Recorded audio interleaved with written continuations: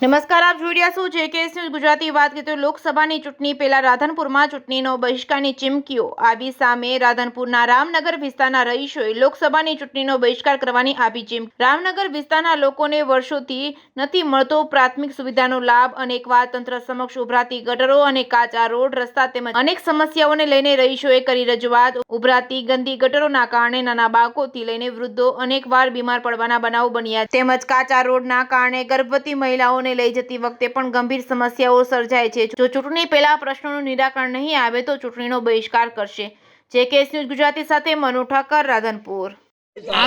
આ ચૂંટણીનો અમે બહિષ્કાર કરી છે। શું કે અમારો રોડ રામનગર સોસાયટીનો ડિલિવરી પ્રસંગવાળાને પૂરી તકલીફ પડે છે।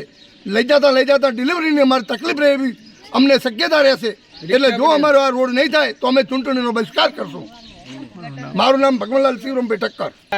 મિત્રો, વોર્ડ નંબર 7 વિસ્તાર છે અમારો, અને વોર્ડ નંબર 7 વિસ્તારમાં ઘણા સમયથી રોડની તકલીફ રહેતી હતી ને એમાંય છતાં પણ ગટરની અને પાણીની લાઈન નાખવાથી ત્યારે રોડની એકદમ હાલત સૌથી ખરાબ થઈ ગઈ છે આ વિસ્તારમાં। અને હમણાં જ ચૂંટણીઓ આવી રહી છે। જો વોર્ડ નંબર 7નો રામનગર સોસાયટીનો આ વિસ્તારનો રોડ સરખો નહીં થાય તો અમે ચૂંટણીનો બહિષ્કાર કરશું। અને આવનારી સરકાર, અત્યારે નગરપાલિકામાં ચૂંટાવાની સરકારને પણ અમે અહીંથી ચેતવણી આપીએ છીએ કે જ્યાં સુધી આ રોડનું કામકાજ હાથમાં લેવામાં નહીં આવે ત્યારથી રામનગર સોસાયટી આ ચૂંટણીનો બહિષ્કાર કરશે। આ બધાની સાક્ષીમાં હું અહીંથી જાહેરમાં કહું છું।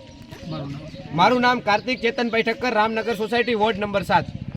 મારું નામ ગીતાબેન છે અને અમારે રામનગર અંદર રોડ સારો નથી, બિલકુલ સારો નથી। ગટરો પણ ઉભરાઈને જતી હોય છે। અમે આ ચૂંટણીમાં બહિષ્કાર કરીશું। કોઈ અમને કહેવા પછી આવતા નહીં તમે।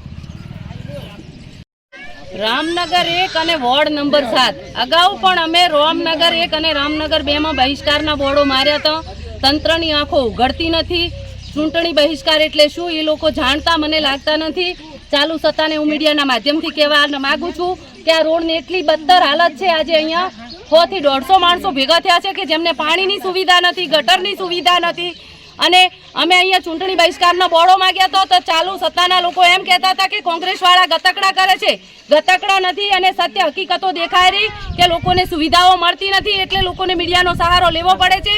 અને હવે ટૂંક જ સમયમાં લોકસભા જાહેર થઈ રહી છે અને જો આ લોકોના કામો નહીં થયા અને કામો પેન્ડિંગ પડ્યા રહ્યા તો આ લોકો સંપૂર્ણપણે ચૂંટણીનો બહિષ્કાર કરશે। અને એમના સાથે હું પણ છું। અહીંયા ચાલુ સત્તાના લોકો કોઈ ખબર પૂછવા આવ્યા નથી અને એ લોકો એમ કહે છે કે આ કોંગ્રેસવાળા હળીઓ કરે છે। કોંગ્રેસવાળા હળીઓ નથી કરતા અને કોંગ્રેસવાળા ગરીબ લોકોની મુલાકાતે આવી અને એમના પ્રશ્નો જાણે છે તો એમના પ્રશ્નોને વાચા આપો। તમે સત્તાના જોરે ઓછા કૂદો, લોકોને સુવિધા મળશે તો જ તમને વોટ મળશે, ન કે સંપૂર્ણપણે ચૂંટણીનો બહિષ્કાર છે ને છે।